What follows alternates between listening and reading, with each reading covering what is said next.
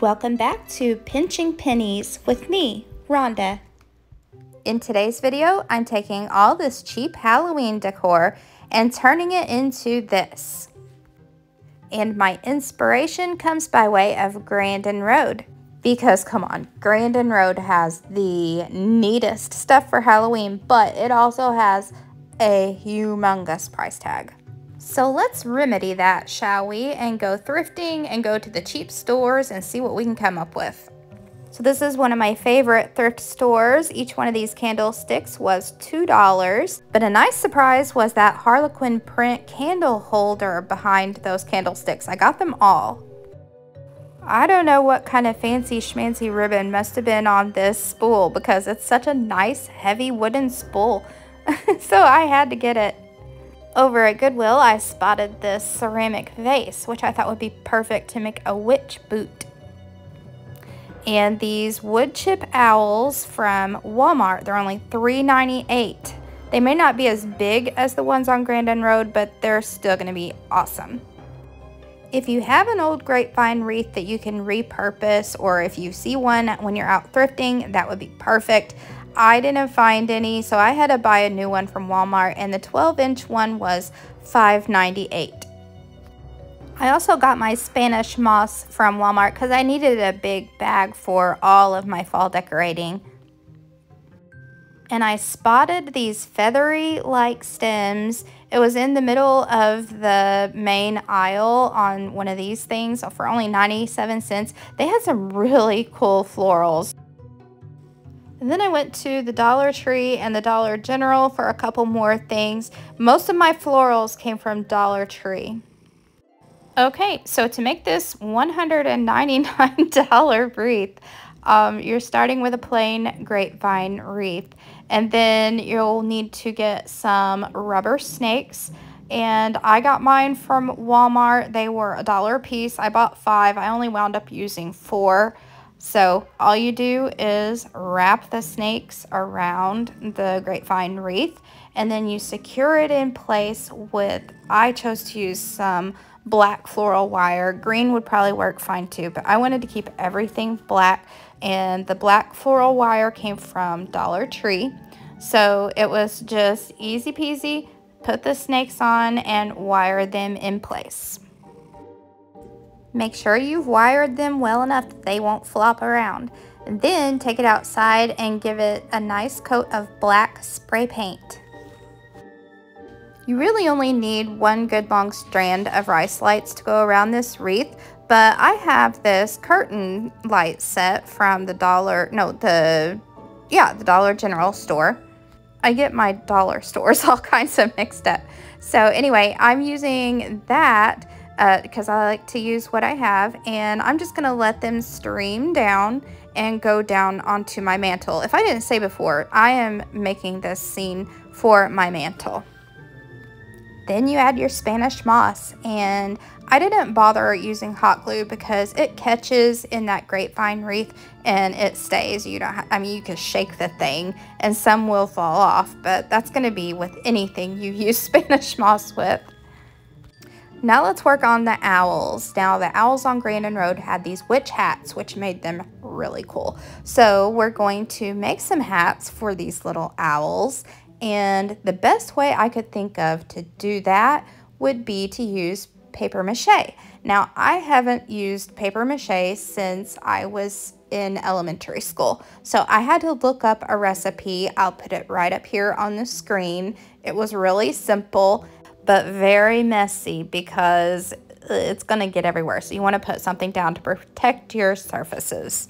So it's 1 cup of all-purpose flour and 2 cups of water. This makes plenty to make these little witch hats. And then optional, you can put a tablespoon of salt. I chose to do that because they said if you live in a very humid area, that's why you would want to add the salt. I think it makes it stronger maybe. So I did the salt and whisk it up really well. I think this part's optional too. You can microwave it for a minute, and I did do that. They say that also makes it stronger. Now I went through some trial and error when I was making these witch hats, so I'm going to try to skip the parts that I had to redo and just show you the parts that worked. So never mind the shot glass, that went away. What you do need is a round piece of cardboard, which I just stole this off of that ribbon spool. It's going to be the brim of the hat, and it needs to have a center. So I did use the shot glass to draw a circle to cut out the center. To make the top part of the hat, you need aluminum foil because it's going to hold a shape. So take a large sheet of aluminum foil and fold it into squares. And then when you get it into a square about this size, start rolling it in to make a witch hat shape.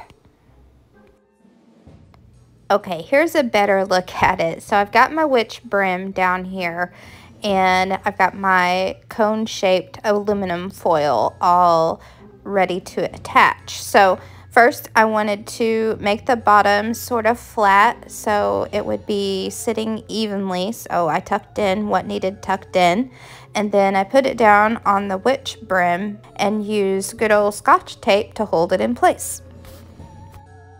Here's where you take the opportunity to sculpt and shape your aluminum foil into what kind of witch hat you want it to look like. Now for the actual paper mache part. I have 2 sheets of newspaper that I've cut into about 1.5 inch strips. I didn't measure, I just cut them up. And here's where I did one thing wrong. I took a bunch of them and put them into the mixture, you know, and I was going to get them out one by one, but if you let them sit in the mixture too long, then they'll start to break. So I wouldn't recommend doing that. I would dip them one at a time and squeeze out as much of the excess liquid as you can, because you don't want this to take days to dry. So this will dry in one afternoon. On the brim of the hat, I took my strips and I went outward. Instead of going round and around, I took strips and went out like sunshine beams. So then when they dried, they kind of curled up and looked really cool and craggly. Once you have all the strips you want applied and it's shaped how you want it to be shaped, try to squeeze out one more time as much excess liquid as you can. And then I've got a paper plate off here to the side with saran wrap over it, and that's where it's going to sit to dry. Actually, I'm setting my witch hats outside to dry. It is a really sunny, warm day, and they were dry before dark. And you can put a lid on the paper mache liquid and it stays good for up to a week, I've read. And while the paper mache hats are drying, I'm working on the pumpkins, and the ones on Grandin Road looked very designed, kind of ornate. So we're gonna try to dupe them best we can, and I'm using these gemstones that were from the Dollar General store, and I'm also going to use some rhinestone ribbon from the Dollar General store. I think it's prettiest if you can figure out a pattern to put these in. The ones on Grandin Road were pretty straightforward polka dot.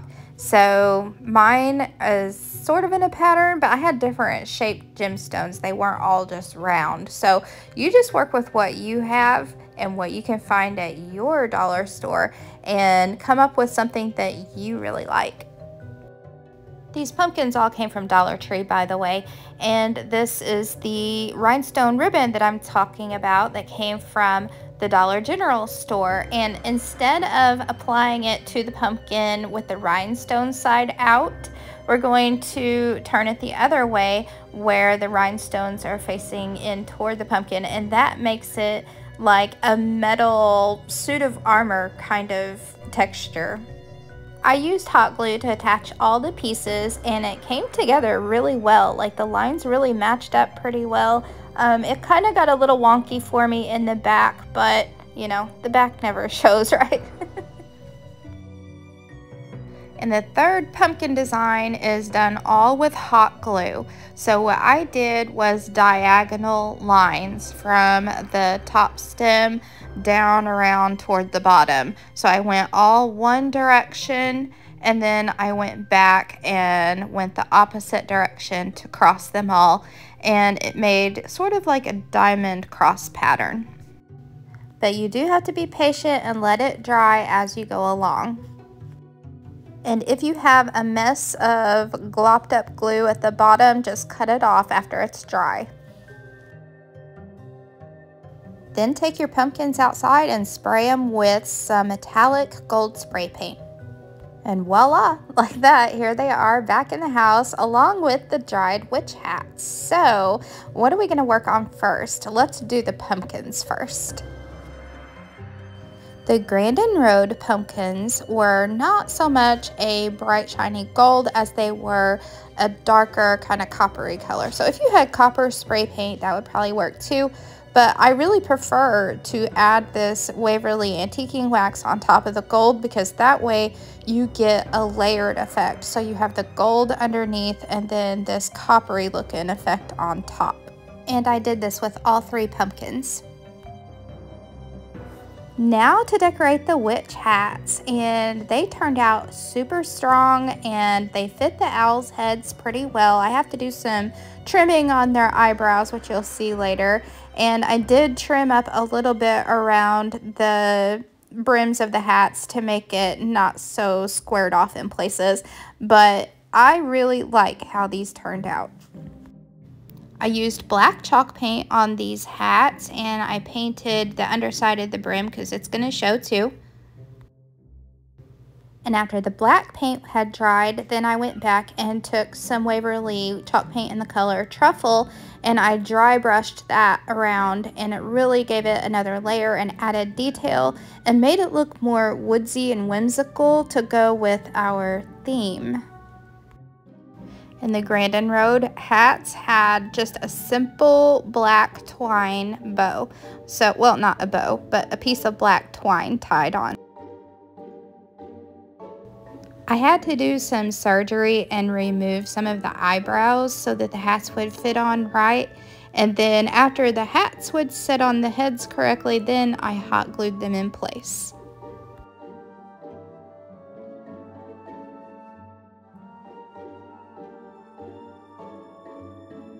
I was so excited to work with these black roses and green spriggy floral things from the Dollar Tree. They finally made some black roses for Halloween that didn't have the plastic eyeballs in the middles. Yay! So I'm going to use this ceramic boot vase. It's going to become a witch boot, and I'm going to make my floral arrangement in it, which is really simple. Just paint it up with some black chalk paint if you happen to find one of these vases, and you can seal it when you're finished if you want so that it won't chip or scratch off.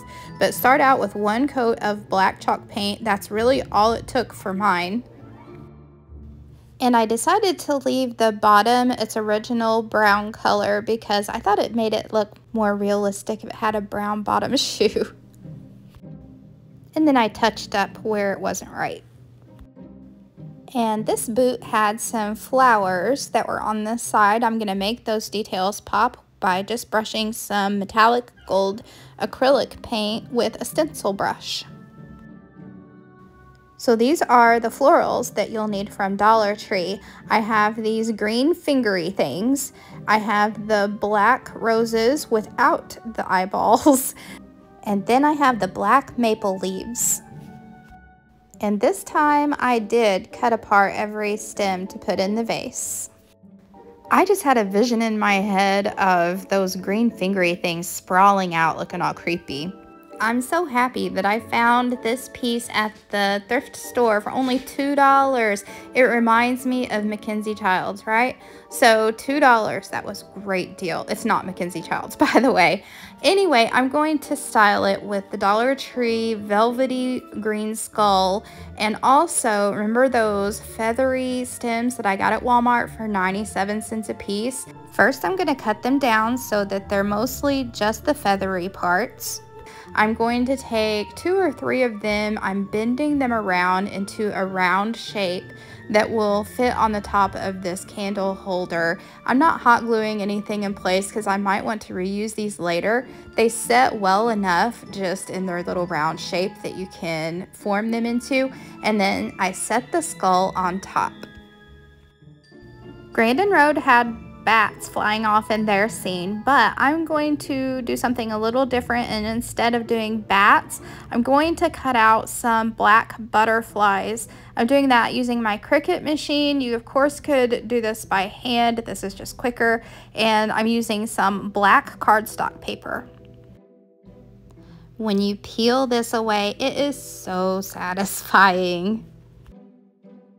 You can get some mounting little glue dots that won't damage your walls to put these up with. And if you bend the wings out and away, it makes them look like they're flying. We're getting close to the big reveal, but first we have to set up the mantle. Now you can get creepy cloth, or you can make something a little bit better. Now I know this looks not good. This is my scrap flour sack towels. So you can go to the Family Dollar store and get, I think, a pack of 5 flour sack towels. And I'm going to cut these up into strips. And when you cut them up into strips and pull on them, then they'll get all kinds of stringy and ratty and look way better than the creepy cloth that you buy at the store. But since I already had some bought, I did use one piece of it, and I used it underneath of my creepy cloth to kind of give it even more layers, and I liked that. Another thing that goes really well with this idea is this garland from the Dollar Tree. I got 2 of them, and they are really cool. The mirror, now that's something I already had. I DIY'd this for a Halloween video a couple of years ago, and it still looks great. So I'm going to link the video for this mirror up above and down below. And then I scattered what I had left of the maple leaves on the top. Now I'm going to count down from 3. When I take the leaves away, it'll be all decorated. 3, 2, 1.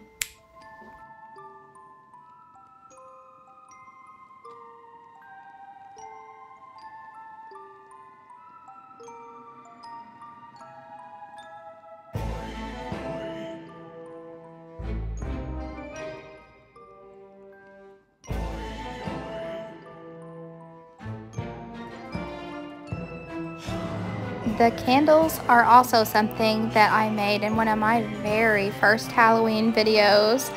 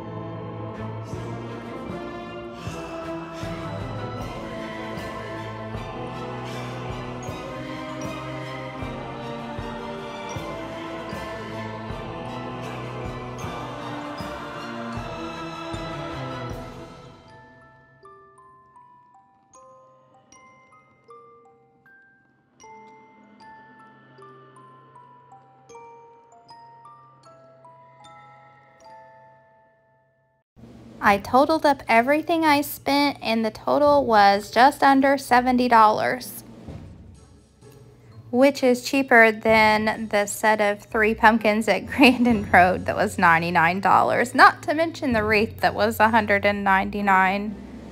I took some liberties and made some adjustments to make this my own. It's not exactly like the Grandin Road picture, but I think it's better. Now time for our Dollar General 5 off 25, only good this Saturday, August the 24th.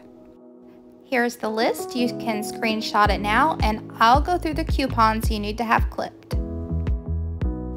We have $1 off a 4-pack of Cottonelle, $2 off Crest 3D White Stain Eraser, $4 off an Airwick warmer, and that's just the warmer, but it's free, and $5 off when you spend $15 on any All, Snuggle, Purex, or Persil products. So I'm buying 3 of the All Free and Clear. They are $5 a piece, so I meet the $15 criteria to use the $5 coupon. Don't forget to clip your 5 off 25, only good on Saturday, and here's the breakdown. You have $27 worth of products and $17 in coupons, leaving only $10 plus tax to pay at the register. So good luck, I hope you score. And now for today's 2 minutes of calm. I was outside sitting on my back deck when this pretty butterfly landed, and I just decided to video him.